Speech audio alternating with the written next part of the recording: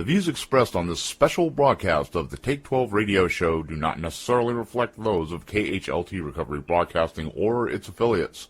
KHLT is not affiliated with any particular 12-step fellowship.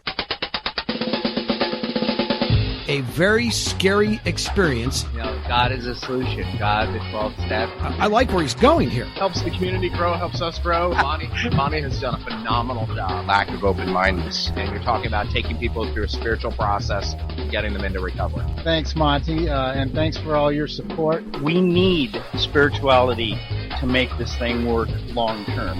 It's an absolute pleasure. He certainly knows a lot of people. This is one of the places that is about the business of the solution.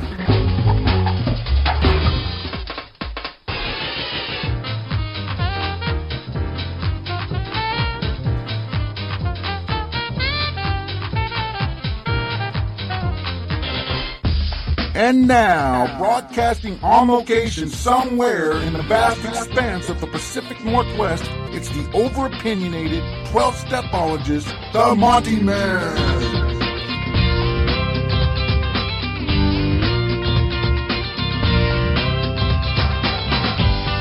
That's right. That's right. That's right. And welcome aboard, all you scallywags and scallywagettes, all of those of you who are in recovery, those of you who are advocates of, and perhaps even some of you who should be. Welcome to the Take 12 Recovery Radio Show, located at take12radio.com on your internet dial. You can visit our website at Take 12 Radio. You can use the number 12. You can type in the word 12. Either way, it'll take you there. Now, we have various ways that you can tune into the show. You can, when you're on the website, you can click on the Listen Online link. It'll start playing. You can click on the Watch Online. It'll give you our YouTube version of the show. You can join Podomatic. There's a link for that and become a member of Podomatic, and you can follow us and comment on the shows as well. You can get us on iTunes. Podomatic has an app for Android as well as iOS. There just is multiple ways to tune into the show, so we encourage you to do that. And I want to tell you that I'm really excited about something coming up here, a Lifeline Connections alumni event. We cover their events every year. This year, the theme is I Love Recovery.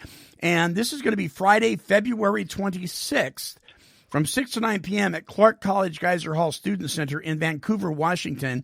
And the keynote speaker is my friend Bob Perkel. He is a recovery comedian. He's appeared on Showtime, Last Comic Standing, Comedy Central. And this is a family-friendly comedy show. It's free.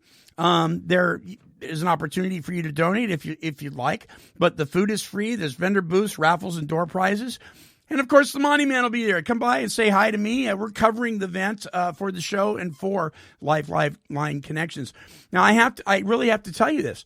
I have never seen a recovery community come together like these folks in Vancouver, Washington. The secular 12-step community, the faith-based recovery community, there's no bones to pick. All walls are dropped. They come together. It's phenomenal. It's huge. You don't want to miss out.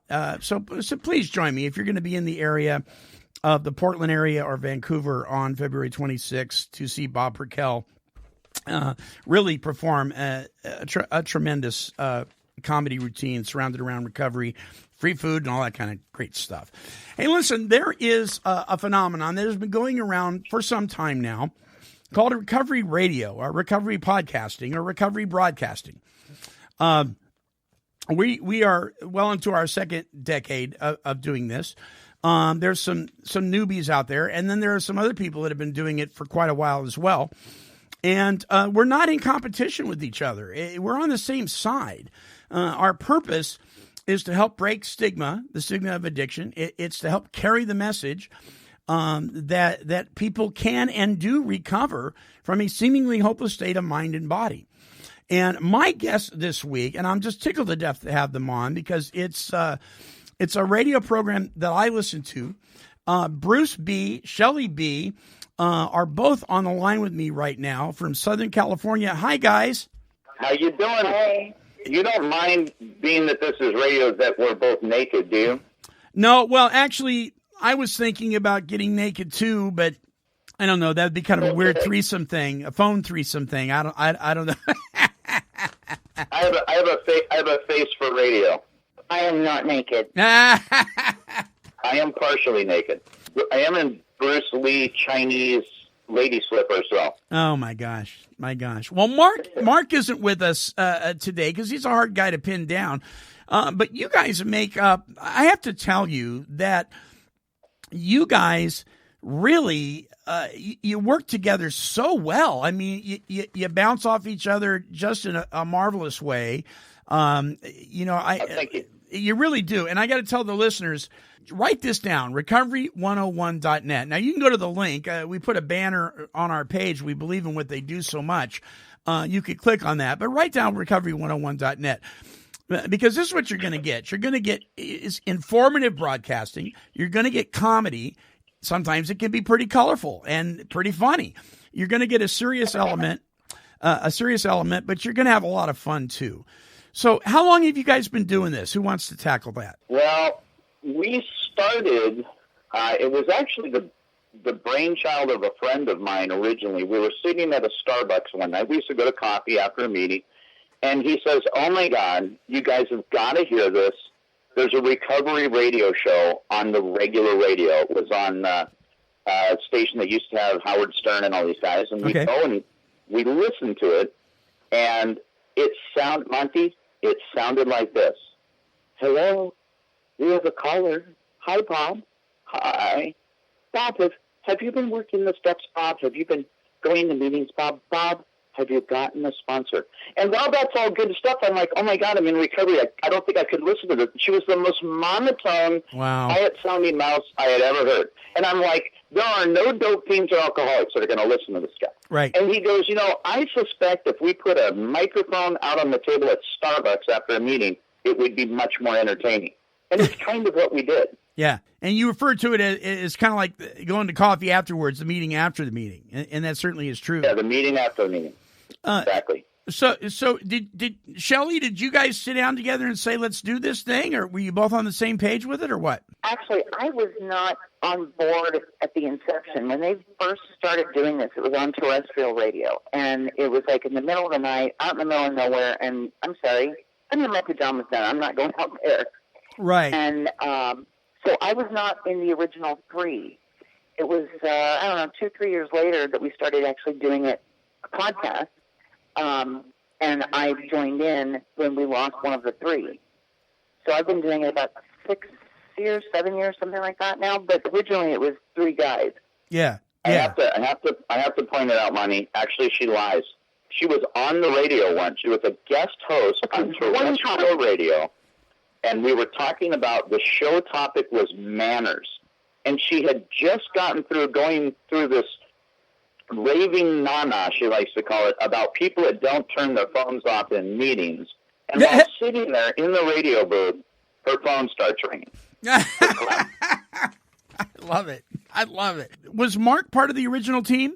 No. Matter of fact, the original team was actually, there's been several iterations. I'm the only guy that's been there since the beginning, but we've had several iterations, and it's what happened was when we were on the regular radio, we went in one week, and this guy, and we were on, oh my God, it was KCAA radio in San Bernardino. They're gigantic 5 watts of power. You could barely hear these guys if you were in the parking lot with them. And I walk in, and the engineer says, oh my God, you guys are blowing up. And I'm like, how can we be blowing up? Your radio station doesn't get Armatron ratings or anything like that. Right. And he says, no, the downloads. He goes, you guys have 10 times the downloads of anybody else on the station. Wow. And I'm like, and this is like 9 or 10 years ago. I'm like, and I said, okay, I'll bite. I don't know what you're talking about. He goes, a podcast. It's like a radio show online. And I'm like, but we're on the regular radio. And he goes, no, but we record them and we upload them that people can download. He goes, you guys should be doing a podcast. You'll reach a far greater audience. And I thought, why? It almost seemed like going backwards. I'm like, wait, I'm already on regular radio. Why do I want to go on the podcast? Of course, we were on KCAA, the voice of the Inland Empire. Well, not a big station, but the guy says you'll get a bigger audience, and in fact, it really turned out to be that way. Like, we're heard in 122 countries. We've got one guy in Ghana that downloads us like every week. Yeah, wow. I don't know who he is, but shout out to him. Yeah, absolutely. And that's one of the things I love about your show. Towards the beginning of the show, you give shout outs to people that comment on your website, and that's important. People feel like they're affirmed and so forth. But I love the fact that one of the things, listeners, that they do is there are folks that listen to the show that are very creative and very talented, and they'll send in jingles, and you guys will use a myriad of jingles that people have written. Was that your idea, Bruce, to do that? It was kind of a combo, I think. Yeah. And Shelly can tell you, we used them all, right, Shelly? Yes, we use every single jingle that has ever sent to us. Sometimes I have to go through a little editing process to tweak out an echo or background noise or something like that, but right. We use every single one. We might use them more than once, and there are a couple that were not exactly studio quality, but have become cult classics. Yeah, well, they're great because you listen to them, and some of them are pretty good foot tappers, man. And you're going, yeah, I remember that one. I like that one. I'm sure everybody's got their favorite, right? We had one that was recorded in a bathroom for sure. Our friend Fran, who recorded it in her bathroom, and if you listen to it, it's like you will get song sticks so bad you'll be singing it all day, and people love that one. Yeah. And we've done some fairly high quality ones people have sent in. We've got a good friend, Lori Faith, has sent in the Recovery 101 Masterpiece Theater opening. We've had a friend of ours, Teddy, who's quite a good guitarist, do a Recovery 101 song, and a friend, Brandon's done a Recovery 101 song, and my daughter does an a cappella thing that she wrote in 5 minutes when we were on vacation and just turned out really well. Yeah. Well, I love them all. One of my favorite things about the show is the boozy news. And I'm going to put you on the spot here, you guys. Will you do an intro to the boozy news for me? Absolutely. Yeah. In the doots? Well, Shelly, you're going to have to do the doots. I'll do the doots. Okay. Everybody, it's time for the boozy news, and the news not fit for booze. There we go. I love it. And sometimes, I don't know that if I'm right about this, but when you do the intro to the boozy news, there are times when I think you've either had way too much coffee or you're just in an excellent mood. And it comes across. I mean, you'll kind of drag out the first part of it, and I'm going, he's in a really good mood tonight. Well, no, I got to be honest, Monty, and you'll probably understand this right away, and I'm sure people at home will as well. If I'm dragging it out, there's probably a reason for that. like Shelly needs to get to the computer to read the news, and she's stuck in her microphone cord, and so I'm like, oh, it's time, and she's not quite up yet. Time for the boozy news, and the news not to, and then that gives her time to move across. It's not as slick and professional as one might think, as you could probably guess. Well, you pull it off great. Like I said before, you guys really bounce off each other well. Your voices, you really do. We joke about we got a face for radio and that kind of thing, but your voices are very radio friendly, and they're very familiar. I mean, it's comforting. There's a warmth about it. Shelly has a personality that comes across like, I mean, you're not going to screw with her, right? She has the best voice. She has the best radio voice of the group, I think. Well, and, you can tell, Shelly, that you're a no-nonsense person, I mean, it's kind of like work the steps or die kind of thing, but you're not messing around. I am a no-nonsense person. The problem is everybody else thinks I'm a nonsense person. No. It's an uphill battle. Yeah. She has a nickname, though. Well, it's an old nickname, and not everybody uses it anymore. They used to call me Kick-Ass Shelly. Monty, she literally used to take... we had kind of an unruly meeting, which is unruly by nature. One of our listeners sent her in an actual full-size construction site bullhorn that she would take to the meeting with her to keep everyone in line. I love it.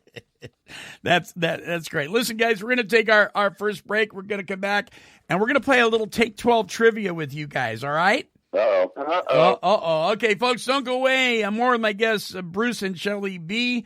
of Recovery 101. Please bookmark it. You don't want to miss an episode of Recovery 101 at recovery101.net. We'll be right back. When you hear that bell, you'll know it's time for Recovery 101. Recovery 101 with Bruce, Shelly, and Mark is a recovery broadcast based loosely on 12-step recovery programs. But it's less like a meeting and more like going to coffee afterwards. You know, the meeting after the meeting. Ooh. Your host used to suffer from insanity, but now they absolutely, unapologetically enjoy it. That's right. For incredible fun and informative recovery radio, tune in to Recovery 101 at recovery101.net on your internet dial. All right, Cecil is got some Take 12 trivia for us. Cecil, you there? Well, hello, everybody. Hi, Cecil. Once in a while, when we have special guests on the show, we like to challenge them with our little game because it's time for Take 12 Trivia. That's right, Take 12 Trivia, the world's most hated trivia game on radio, brought to you this week by the 12-Step Gazette. Visit their website at 12stepgazette.com. All right, Bruce and Shelly, here we go. There are three questions and a bonus. Number one. Shelly's going to smoke me. No. If you get it right, you'll hear a bell. If you get it wrong, you'll hear that. Okay, here we go, and we'll have Shelly answer the questions first. Ladies first. Trivia question number one. In the chapter, A Vision for You, it states, they knew they had a host of friends. It seemed they had known these strangers always. They had seen miracles, and one was to come to them. What is the miracle that was to come to them? Was it A, sober fellowship, B, new friends, or C, their loving and all-powerful creator? Shelly? C. What do you say, Bruce? Their loving and all-powerful creator. Yes, you guys are correct. Good job. All right, question number two. And I say this in tongue-in-cheek. In Shelly's favorite chapter, the chapter Two Wives. Oh, she likes to skip that one. I know. It states, when resentful thoughts come, try to pause and count your blessings. After all, your family is reunited. What is no longer a problem in this paragraph? Is it A, your husband, B, alcohol, or C, your finances? It's alcohol, but I would say your husband, really. Okay, you say alcohol, maybe your husband. What do you say, Bruce? I'd say it's alcohol, although you notice how Shelly's going to change the question now so she can give you the answer she wants to give you. Well, you both would be correct. It is alcohol is no longer the problem. Okay, number three. There is a principle which is a bar against all information, which is proof against all arguments, and which cannot fail to keep a man in everlasting ignorance. That principle is contempt prior to investigation. According to the Big Book of Alcoholics Anonymous, Herbert Spencer is cited as the author, but literary historians credit who? Robert Service, William Paley, or Ralph Waldo Emerson? Oh, that's a hard one because I don't actually know that. I'm going to say Emerson, but, Robert Service is an excellent poet. Okay. What do you say, Bruce? Oh, I'm going to say A. You say A, Robert Service? Yes. Well, unfortunately, it is it is William Paley. William Paley is the answer to that one. I gotta be honest with you. I have never heard that at all. Oh, is that right? I've heard what you read. I've heard the contempt prior to investigation, but I couldn't place it in my head. Right. Yeah. Where's that from? It's in the spiritual appendix. Yeah. Appendix 2. Appendix 2. Spiritual experience. Okay. Yeah, spiritual experience. Correct. All right. Now here's your bonus. See, she's okay. Okay. So okay. Now this is not multiple choice. Uh oh. Now we're really in trouble. All right. In the chapter How It Works, it states, this business of resentment is infinitely grave. we found that it is fatal. For when harboring such feelings, what happens? There. Bruce is the big book guru. What happens when we harbor such feelings of resentment, Bruce? Well, unfortunately, I can recite Chapter 5, just not the whole thing. Could you please repeat the question? Okay. In How It Works, it states, the business of resentment is infinitely grave. We found that it is fatal. For when harboring such feelings, what happens? We drink. We are sure to drink. Resentment is the number one offender. No. Okay, I'll give you a hint. It's related to sunlight. The sunlight of the Spirit. We blocked out the sunlight of the Spirit. There you go. We shut ourselves off from the sunlight of the Spirit. Good. All right. Congratulations, you guys. That was a lot of fun. You needed a hint, though. Yeah. That was brought to you by the 12-Step Gazette, my friends. All right. We'll be back right after this. Serene Scene Magazine is published for individuals who are seeking knowledge, support, and hope. Addiction is a systemic problem, and the content of Serene Scene reflects the complexity of putting addiction into remission, with special attention given to the loved ones of the addict. And now, here's Andrew Martin, Editor-in-Chief for Serene Scene. I'm Andrew Martin, creator of Serene Scene Magazine. The whole purpose of Serene Scene Magazine is to help people help themselves to a long-term quality lifestyle of recovery. Please have a look at some of the technological features that it has, the audio files, and the video files that are incorporated into the publication as well. I hope you have fun with it, and I hope there's something there for you. Serene Scene, a magazine for long-term healthy lifestyles of recovery. Visit www.serenescenemagazine.com and subscribe today. Men, women, and their families experience tremendous pain and suffering due to the struggles they face from substance abuse and its co-occurring mental health challenges. They need to find a safe place for peace and healing.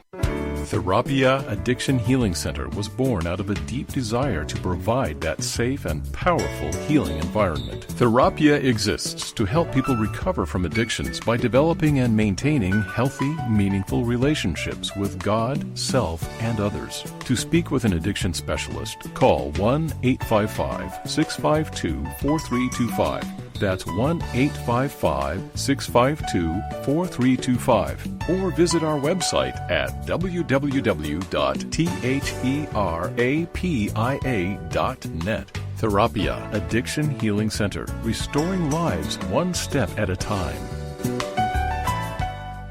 Hey, it's Artie Kornfeld, and you're listening to Take 12 Radio, Recovery Talk, and Positive Music. Gonna go to the place that's the best. When I lay me down to die. Thank you, Norman Greenbaum. Actually from my hometown of Petaluma, California. Bonnie, I was actually listening to that song the morning of the 1971 quake in California. Were you really? Wow. That was the song I can never get that thing out of my head now. Spirit in the Sky, yeah. Yeah, isn't that a trip? Isn't that a trip? He was one of those one-hit wonder guys. He had another song called Grade A Barn because the town that he grew up in, Petaluma, was the egg basket capital of the world. And he did a couple other things, but I don't know where he is at today, but I love that song. You guys really have a passion for this thing, and you know, you sound healthy. You've got joy in your life. There's serenity going on. I mean, life isn't perfect. We know that. We've got bumps in the road. But things weren't always as good as they are today. What was going on? Let me start with you, Shelly. What was going on before you got healthy? Before I got healthy, well, physically I still have some issues, but that's not really a problem emotionally and spiritually for me anymore. Before I got sober, my entire life revolved around managing and controlling everything around me. I was in a dry state because I went through binge periods. I would be not drinking for years at a time, and then I would binge. I'd drink like 2 5 a day for like a year. And wow. so when I wasn't in a binge state, I was trying desperately to control everything. And what usually happens when you do that is you lose everything. Right. Once I got sober, it took a long time. Like, I was miserable in recovery for the first 3 years. Did everything my sponsor told me to do, and I was still miserable. And I had to get to the point where I took a really good look at what was going on. I worked a lot with my sponsor. I was seeing her a couple times a week. And I woke up it was kind of a second spiritual awakening, because I literally woke up one morning and realized that the one thing I hadn't given up was self-loathing. Wow. And when I admitted to myself that I was a worthwhile person, I was worthy of the gifts of the program, my recovery really kind of rocketed from there. But it took 3 years. I was dry as a bone and working the steps. Mm-hmm. So it was kind of a process for me. Yeah. In fact, I think I remember you making a statement in one of your shows that women possibly have a more difficult time with self-loathing than men. Yeah, I think we do, because, the whole women go through this whole body shaming thing that I think men do too, to a certain extent. Yeah. But, men want to solve all the problems. So if it's a problem for them, they'll figure out how to solve it. If it's not a problem for them, they won't. But women will sit in it and just circle the drain with this forever.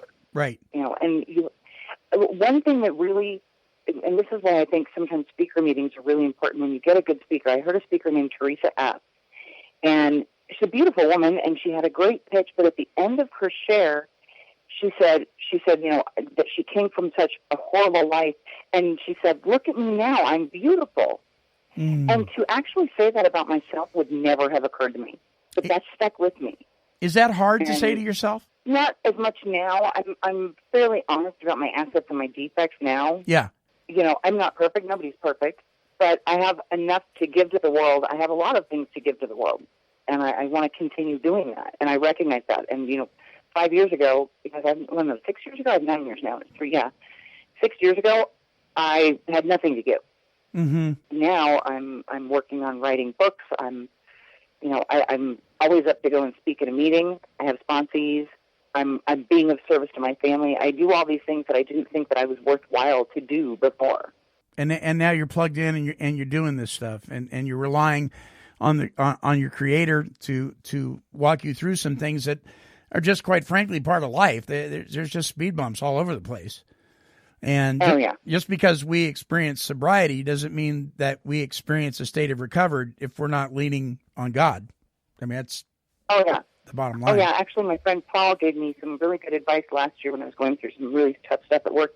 He said, every day when you go to work, open the door and say, "After you," and let God go in first, because that puts him in the right frame of mind. And I did that, and I managed to go through a whole another year in a toxic situation just by doing that. Wow, that's great. That is really great. I think sometime, see what you think, I think sometime the whole issue of God is like a secondary thing instead of a priority out in front. Yeah, that's true. Bruce is going, Bruce, chime in. Well, for me, that was my big problem when I got here. I mean, unfortunately for me, I'm one of those guys, I can't tell you how many attempts at sobriety. I mean, seriously, went to my first meeting before I was legal to drink, started staying sober when I was 29. I spent 8.5 years going in and out and in and out. And my big thing early on was I just could not ask God for help. Right. I really couldn't. And it's not even that I didn't necessarily believe, but I was a doubting Thomas. I wasn't really sure. But I always looked at it like it was somehow wimpy, to pray. And I was living on the roof of the Al-anon in Covina, California, because I had burned out everybody. I had the penthouse suite at the Al-anon Club, and I got down off the club one night, and I went up to this old timer named Harvey, who had been around like forever. And I went up to him, I literally grabbed him by the collar, and I said, "Harvey, I cannot get rid of the obsession to drink." And to be honest with you, in 8.5 years, it was the first time I really, honestly asked someone for help. I mean, I went to treatment centers and did all this stuff, but I went to this guy and asked him for help. And he looked at me and he said, "Did you pray about it?" And I said, oh, yeah, no, yeah, and I'm inside, I'm thinking, that's not good. And I told him, I said, I don't think that's going to work. Mm-hmm. And he looked at me the way an old-timer looks at a new guy. Right. And I won't use the actual word he used, but he said, did I effing ask you if you thought it would work? And I'm thinking to myself, well, no, you really didn't. But I'm like, this guy doesn't even, I walked away from him. I said, this guy doesn't even remember what it's like to get loaded. And, instead of thinking this guy's got 35 years sober, he probably knows what he's talking about. Right. And I white-knuckled it the rest of the day. I went back up to the roof of the club. I woke up in the morning, and I was ready to drink Drano. I mean, I would have done anything. I was ready to get loaded on anything that was available. And suddenly the thought came into my mind, why don't you pray about it? And, and I looked around, how you do it. I looked around to make sure no one was looking. Sure. And I hit my knees. I said, oh, God, today, amen. And that was my entire prayer. Yeah. I climbed down off the roof. I find this guy, Harvey. I walked straight up to him. I said, Harvey, I prayed. And I was very excited. I'm like, Harvey, I prayed. And he looked at me and he goes, what, do you want a cookie? Yeah. And I'm like, this is old-timer recovery. What, do you want a cookie? That's what I told you to do. And I was like, oh, my God. But it was really, that was probably in my recovery, because it wasn't until I started asking God on a daily basis to help me that I got help. Yeah. And asking God to win Powerball and not buying a Powerball ticket. If you want to get something, you got to ask. And it's like, if you don't ask for help, you're probably not going to get it. Yeah. Yeah, I agree 100%. In fact, the good book says you receive not because you ask not. Every day now, because I'm not that creative, I have my set of prayers. Yeah. And I do the 3rd step prayer, the 7th step prayer, the Lord's Prayer, the Serenity Prayer, and when it's at night, I do the Now I Lay Me Down to Sleep prayer. I do it every single day. And I know it sounds goofy. I do the Now I Lay Me Down to Sleep. I pray the Lord my soul to keep. Because I can remember that, Yeah. Yeah. Well, and some people would be critical and say, well, when you're just reciting prayers from memory, it really isn't coming from the heart. And my statement to that is that depends on the person. And because there's my prayers that are from the heart are all through the middle of the day. I got my set prayers because those are the ones that the program has taught me always work. And then during the day I have that, oh shit, I need some help, God. Right. But I suspect that even the ones that are set and you've memorized, that they're coming from the heart too, because I listen to your show and I know what your passion is. And I've got some that are memorized, and people have said, well, memorized ones don't count. And I'm going, sure they do. Absolutely they do. You bet they do. What was your big substance? Was it alcohol? Actually, I'm really a trash can sort of addict alcoholic. It really depends on when you catch me. Early on, the very first thing I ever did was drink, and I drank for a while. I'm a weird alcoholic because I don't really like the taste of booze, but trust me, I love the effect. Right. Then I smoked weed forever. Because I didn't have that bad alcohol aftertaste, and then I got into college. In college, I did a lot of cocaine. I did a lot of mushrooms. I went to school up in Oregon up there, and there was mushrooms on the soccer field. Oh yeah. And I did everything. I was in a recovery center once, and they were trying to target my treatment plan. And the guy starts reading through drugs, and I said, yes. Which ones did you do? Yes. And finally he got the heroin. I said, oh, I did not do heroin. And he looked at me and he goes, you intravenously used cocaine and speed. Why didn't you do heroin? And I looked at him. I said, well, people get addicted to heroin. That's hilarious. Really trash can guy. Me. Yeah. I'll tell you what, though. Yeah. The way I found out I was an alcoholic, I always, almost without fail, always drank first. Mm-hmm. Yeah. Because alcohol didn't scare me the way cocaine and speed did. That was my story. I drank. Lured me. Yes, exactly. It would lower my convictions just enough to be able to do the other stuff. But I always had to drink first. Right. Shelly, what about you? Right. What was your history of substances? I'm just a gutter drunk. I have never done it to the point where when I first met Bruce, and he'd talk about recovery stuff, and I had no frame of reference. I didn't know terms like dime bag and love on the cuff or any of those drug terms that they use. I had no idea what they were talking about. Because from my perspective, why run around trying to get all this stuff when booze is legal? And not because I'm like holier than thou or better than anybody else, but because I have a serious, deep-seated, and very healthy fear of going to jail. And I knew I would be the one that got caught. So I drank alone at home. That was my MO. Ah, okay. All right. Well, two very different stories, but the same malady, right? I mean, you got a God-shaped hole and nothing's going to fill it but him. So we're out doing all this stuff, running around trying to solve a problem that very possibly, if we're the real deal, we can't. I mean, it drives me crazy when people say things like, go to 90 meetings in 90 days and don't drink in between meetings. I'm thinking, you just told this whole group that they're powerless, and now you're asking them to do something that takes power. And, I did 270 meetings my first 90 days. But, of course, I was living on the roof of the club, so it made it easy. Well, you know what happened to me, you guys, is I drank for 3 years going to meetings 3 times a day, literally. And so going to meetings didn't keep me sober. In fact, I used it to manage my drinking. And, and so in fact, my prayers didn't even do it. And it was like God tapped me on the shoulder one day. I'm like, what? I'm doing all this stuff. I've done all this work. I'm doing service work and lying about my sober time. But I can't stay sober. And God, you know it. And I know it. What's going on? And it was like he said, you know what? When you stop depending on your prayers and start depending on me, you're going to stay sober. Yeah, I have a question for you, yeah. Monty. Monty, what fellowship do you normally go to? Alcoholics Anonymous. Now, do you do any of the other fellowships? I have, and I've spoken at other ones.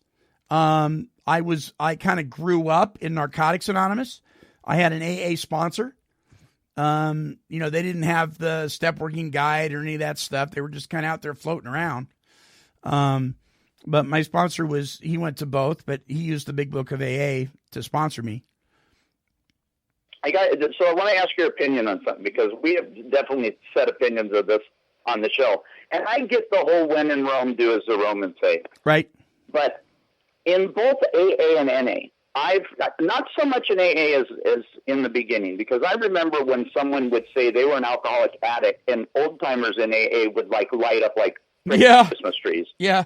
And God help you if you say the S word in an NA meeting. Oh yeah. And I went and spoke at this really large NA meeting. I'm going to be speaking there again actually in March.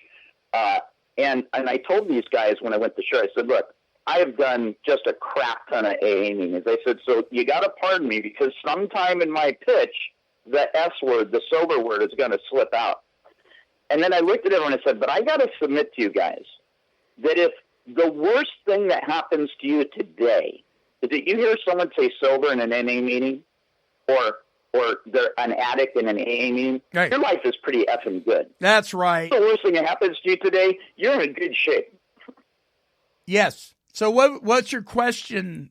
Was there more of a question for me than what fellowship? No, just the quick. Yeah, I was going to ask what your feelings are on that. Yeah. Well, people sober in an NA meeting is saying the word addict in an AA meeting. Sure. Well, let me put it this way. I think we should major on the majors and not on the minors.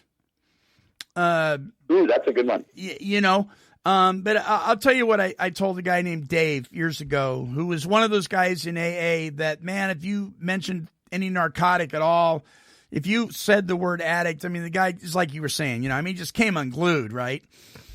And he was somebody that claimed to know the AA literature very, very well. So I asked him, I said, I'm going to ask you a question, Dave. I said, according to Alcoholics Anonymous, this is according to the General Service Office and the literature, what is alcoholism? And he paused. He goes, well, I don't know what you mean. And I said, what is it? Talks about it in the doctor's opinion. Yeah. Is it a form of addiction? And he said, yes, it is. I said, okay, all right. I said, according to you, not to anybody else, but to you, what type of substance is alcohol? He says, well, it's a drug. I said, okay. Absolutely. Okay. I said, so if you are addicted to alcohol, then you are a drug addict. Oh, I thought he was going to throw the chair at me. You know, but I said, Dave, you got to know what you're saying here. And if you're going to be alienating people from, I mean, we're in the business of trying to save lives here, not arguing about semantics. Now, I understand, I appreciate proper recovery language. I get it, you know, but come on. I mean, Dr. William Silkworth in the Doctor's Opinion in the Alcoholics Anonymous book says he treats people for alcohol addiction. Exactly, for alcohol addiction. And if alcohol is a drug, according to AA and according to the American Medical Association, if alcohol is a drug and you're addicted to it, then you're a drug addict. I mean, it's just that's what you are. And so, you know, it kind of irritated him. I'm not, you know, people don't like me very much because I am overly opinionated. But no, I agree with you.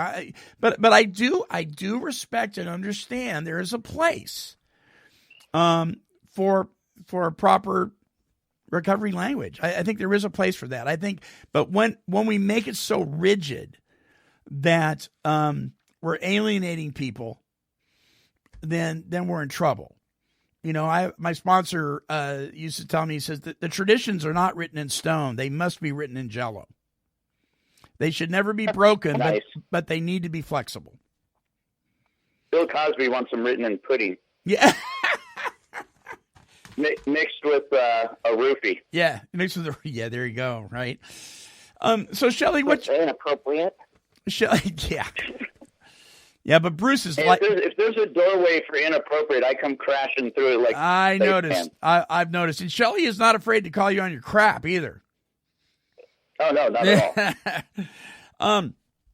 You guys, or Shelly, excuse me. Shelly, you've written a book, and I want you to tell the listeners about it. Oh, I've written a book. I thought you said read a book. I'm like, yes, I've read many books. No, you've written a book.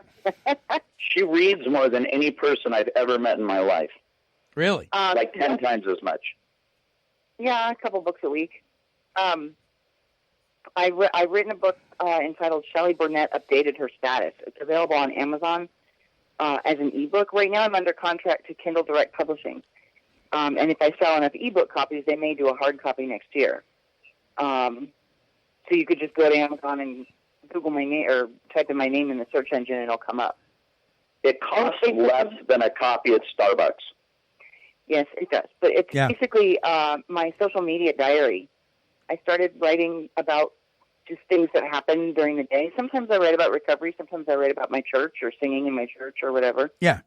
And at some point, I started having people saying, "Are you saving these for a book?" So, and I've wanted to write a book since I was like, I don't know, 6. And like the New Age Irma Bombeck. And I kind of did write a book, just sort of one post at a time. Yeah. Hilarious. Well, congratulations, because I'm on chapter 3 of my book, and I've always wanted to do it. And finally, some people just got in my face and said, "You're not getting any younger, Monty. You better get on it." You know, and yeah. So it's certainly a journey, isn't it? Yes, it is. I was really pleased with myself when I was finally uploaded and it was done. I was like, I did something I wanted to do. But it's always been one of those, oh yeah, someday I'll get to it things. Right. And Hell you yeah. know, finally, I was in a position where I was in a really toxic environment at work, and some things happened, and Bruce finally said, "You need to write this book." And I'm also trying to handle the business end for our T-shirt. We have a T-shirt company called Terminal Unit Apparel. Yeah. Online, and that's what I do now. I write. I take care of the T-shirt business. I'm helping out with other things, helping out with his, mattress store, stuff like that. Right. King of mattresses. Dreamland Mattress. Dreamland Mattress. Covina, California. Covina. Yeah, we deliver from San Diego to Santa Barbara. And 5 out of 5-star ranking, 5 out of 5 on Yelp, from 90 reviews, 5 out of 5. And then Not too shabby. you guys have terminally unique apparel too. And what? How do people get there to get those items? Shelly? How do people get to you can terminally just go unique? to terminallyuniqueapparel.com and the website comes up. And right now we have 2 main T-shirt designs, and Bruce is working on more. They're all his.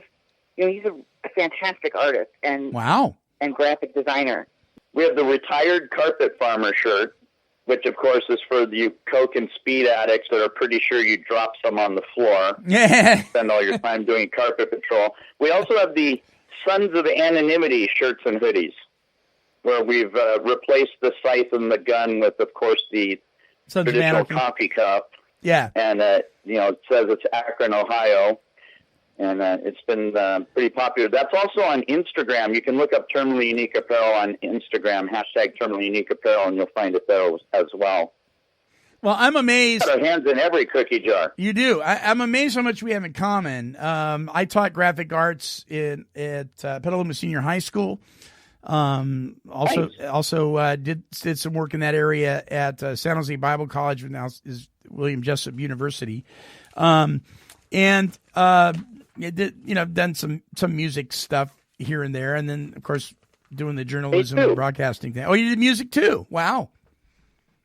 When I lived in Oregon, I sang in quite a few bands, actually. Awesome. Which isn't really a great thing to say, because if you sing in a bunch of bands, that means you've been kicked out. Yeah, that usually is the case. Okay, so I want to make sure that people know this website. Recovery101.net is the address. Now, you guys are also doing the Podomatic thing, so people can listen to your shows in how many different ways? In what? How many different ways can people listen to Recovery 101? Well, a lot of ways, actually. So you can go to recovery101.net, and as you know, if you are a member of Facebook, it's really easy to join Podomatic. You just click join Facebook, and if you're logged in, it'll log you right in. Right. And you can also listen to it on iTunes. You can also listen to it on the Podomatic app that's available for both iPhones and Androids. You can also, there are a number of recovery groups online that I'm a member of that allow me to post the show in them. If you'd like to join the Recovery 101 secret group, you can send us a message to either Shelly Burnett or Bruce Burnett, or to the Recovery 101 Radio Show fan page, and we will add you to the secret group. We always post them in there. There's the Recovery 101 Radio Show fan page, and I post them in there. And we also post links to Twitter, which is, I think it's #Recovery 101. And I think that covers it. By the way, I smoke signal, of course. Yes. What are you smoking? By the way, I actually have a really nice cigar right at the moment. Oh, yeah, that's right. You like cigars. I remember that. I've requested to be on the secret group, and I haven't heard back from you. What? Yeah, I sent you guys. I sent an email to recovery101radio@gmail.com. Oh, that's Shelly. Shelly. Oh, wait a minute. Okay, maybe I just missed that. All right. Well, guess what? Guess where I am right now? I'm on Facebook. I can go and add you. She could add you right now. You know what she's doing? She's playing Fish World. Oh, really? That's her new addiction. Because you can't stop her from playing games. I'm telling you, she's a gamer to the core. Oh, please. Mr. Up till 4 in the morning playing Age of Empires. Yeah. Well, listen, we're almost out of time. I really loved having you guys on the show. It's a real treat, and your shows don't come quick enough. I mean, I listen to them pretty much, within a few hours after they're posted, and I just love them. You guys have done a bang-up job, and you continue to do that. One of the things I wanted to ask you, and I ask a lot of guests this, are you concerned about the direction that our typical 12-step fellowships are headed these days? As in what sense?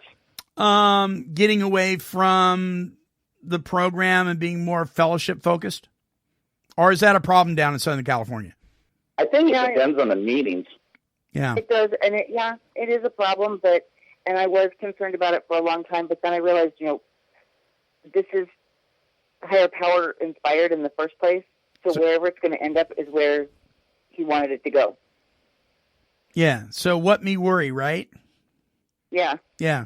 Alfred E. Newman. That's right. Uh-oh, now we're showing our age, Bruce. I'll tell you what, and if Mark was here, the thing that Mark would tell you is, you know what, this is not the program it used to be. And if you ever doubt that, and I think this has a lot of truth in it, ACA, OAGA, whatever A happens to float your boat. Right. In many respects has turned into a gigantic therapy session. We are kind of missing, and I think it's the responsibility is incumbent on people like you and I and Shelly and Mark and people that have some time. Yes. To be sort of, because what I'm really missing from the past is kind of those old time badasses. Yeah. The ones that would tell you to shut up and sit down and listen because you got nothing to say yet. Everyone's all touchy-feely now. No one wants to do that anymore. And you know what? That's what they did to me. I mean, people said, you need to just take the cotton out of your ears and stick it in your mouth and sit there and listen. And these days, people are so touchy-feely. No one wants to offend anyone. And, and they're, I'm not saying that one-on-one sponsors won't do that to people, because I do. Right. But I think it's probably incumbent on people in the program to, we've done a lot of shows on it recently, like Mirror, Mirror, where we're saying how meetings are reflected by the people that run them. Yes. And, if you've got a powerhouse person running a meeting who's got a real program, stick to it, step Nazi thing, you're going to get some hardcore recovery. And if you don't, and I got to give a shout out here really quick. Yes. To at least in my area, Narcotics Anonymous. I'll tell you what, I did a lot of NA at one time. I don't do a ton of NA now, but I'll tell you what, you want to hear some program and guys that will tell you to shut up, NA will do that. They really will. And I can't fault them for that. Most NA meetings I go to are more similar to the AA meetings I remember from yesteryear. But do you think, and I kind of, I really want to echo what you said, though. People that have been around a while, that have had a spiritual awakening as a result of these steps, and by the way, may I say that you cannot have a spiritual awakening as a result of steps you haven't done. As the result is the premium word. Right. Need to step up the plate, pick up the gauntlet again, and start making the approach. Because those of us who would say, you really probably ought to listen today, at the same time, it used to be those same people also made the approach and sat down with you and took you out to coffee and qualified you. Are you an alcohol abuser, or are you really an alcoholic? Are you a drug abuser? Or are you really a drug addict? Let's figure it out, because it's going to depend on how we work with you. People don't do that anymore. We invite every single person from any meeting we're in to go to meeting after the meeting. Yeah. And we tell people, come with us to meeting after the meeting. It's at Cafe X2O in Glendora. I'll give them a shout out. It's the greatest coffee place on earth. They got restaurant heaters out there at night. And I tell them, come get all tanked up on espresso, be unable to sleep, and then the rest of the group says, just like back in the day. Well, I think the meeting after... You got to invite people. You do. You have to invite people. You have to let them know that you're available. I don't think God is so much concerned about our abilities as he is our availability. Are we willing to step up and be of service to other people and to listen to where we can be most helpful? And I think that we've lost some of that. You said something interesting about NA down there. It's just the opposite up here. You go to an NA meeting... Well, we're very lucky in this area with the quantity of meetings we have. Yeah, you guys got tons. But you got 80 meetings within 400 yards of our house. You go to an NA meeting up here, and people are throwing paper airplanes, and the kids are running around. It's oh no, that wouldn't happen around here. It's crazy. You go to the AA meetings, and people are respectful, and they're listening, and they're so it just depends on where you're at. What community you're in. Well, listen, you guys, we are out of time. Thank you so much for taking the time out of your schedules to come on the show. Thank you for having us. Absolutely. Shelly, thank you so much. And keep him in line, would you? Oh, I'll try. Please say hello to Mark for me. Will do, and it was a pleasure. Definitely. Absolutely. Folks, you can listen to their shows. If you're an avid listener of Take 12 Radio, on our page, we have a banner that says to go to Recovery 101, More Fun in Recovery. Click on it. Go there. It'll take you to their website. You can download their shows. You can save them on a playlist, as they say, for all your party needs. And tune in. It's great stuff. Thank you, guys. You bet. All right, my friends, our email address is take12radio@comcast.net. That's the number 12. You can email us. Tell us if you hate us, love us, or you're indifferent. Doesn't matter. We love to hear from you. And remember, you can download these shows. You can save these shows. All the ways that Bruce was talking about, we do that as well. So until our next broadcast, this is the Monty Man with Bruce B. and Shelly B. And Mark's out there somewhere. We love you, Mark. We're wishing God's perfect serenity for you. Bye-bye now.